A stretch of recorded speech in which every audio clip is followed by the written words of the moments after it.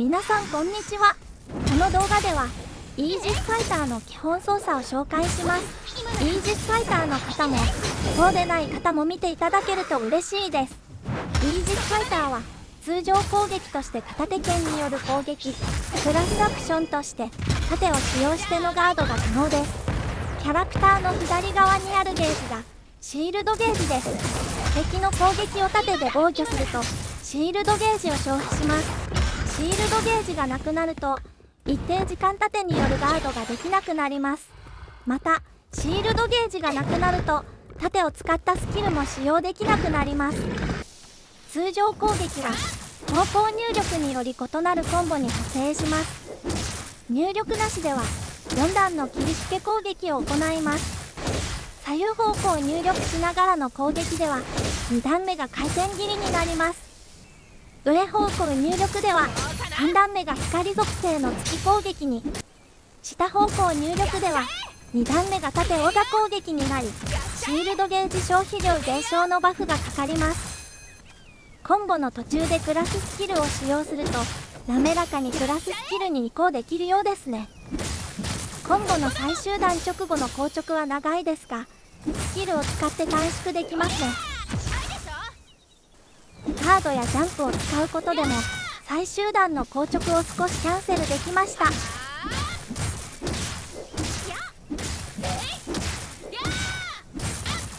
中で回避アクションを取ることでも硬直をキャンセルして回避できました。クラスアクションを使用すると盾でガードします。ガード成功直後に通常攻撃でカウンタースラッシュが可能です。回避、スタミナを20消費して回避行動をとります。回避直後に通常攻撃とクラスアクション同時押しで回避攻撃が可能です。タイミングよく敵の攻撃を回避して回避攻撃を行うと攻撃とともにシールドゲージが回復します。受け身、攻撃を受けてダウンするときにタイミングよく回避ボタンを押すと受け身を取って素早く体勢を整えることができます。カードはレスポンスが悪く何かの行動をキャンセルして出すことはできません。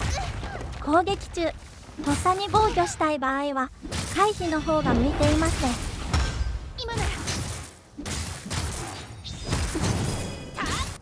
視点 RB と十字キー上下で視点距離を変更できます。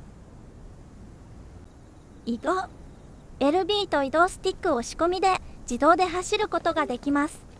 カメラ操作で進む方向を変えられます。オートラン中は L トリガーを押しながらカメラ操作することで走る方向そのままに景色を楽しむことができますよ。エネミーステップジャンプと強襲攻撃、高い場所から敵に飛び降りつつ通常攻撃とクラスアクションを同時押しすると強襲攻撃が可能です。成功すると敵の移動を抑制します。またジャンプ中には敵を踏んづけてさらにジャンプすることができます。2段ジャンプ後には強襲攻撃もできます。ジャンプはスタミナを20消費します。2段目のジャンプはさらにスタミナ30消費するので連続使用は控えた方が良さそうです。イージスファイターのスキルは敵に狙われやすい攻撃を行ったり盾によるスタン攻撃、武器による高速攻撃などがあります。自分の HP を徐々に回復するスキルも早くから習得します。光属性攻撃ができるスキルがいくつかあります。盾を構えて突進するスキルは敵の攻撃をガードしながら突進します。シールドダッシュはスタミナを消費しますが長い時間突進することができました。突進中のガードもシールドゲージを消費するので気をつけてください。アルティメットスキル、発動時に HP が大回復しシールドゲージも回復します。スーパーアーマー、2ダメージダウン、状態異常無効、シールドゲージ消費量減少、 HP 継続回復のバフがかかります。発動中攻撃やガード成功で右側のアルティメットゲージがたまります。最大まで貯めてさらにアルティメット追加入力で味方に被ダメージ減少と HP 継続回復のバフを付与します。インターバルは190秒。いざといるとき使えると心強いですね。パーティで強敵と戦うときは味方にバフをつけられるのも嬉しいです。イージスファイターは敵士を集めて味方を守る。カードや回避、カウンターで戦える。楽しいクラスだと思いました。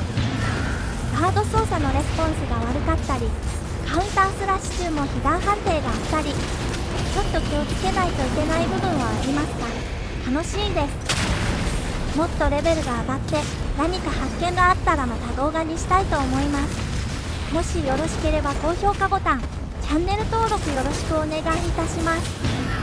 ご視聴ありがとうございました。それではまた次回の動画で。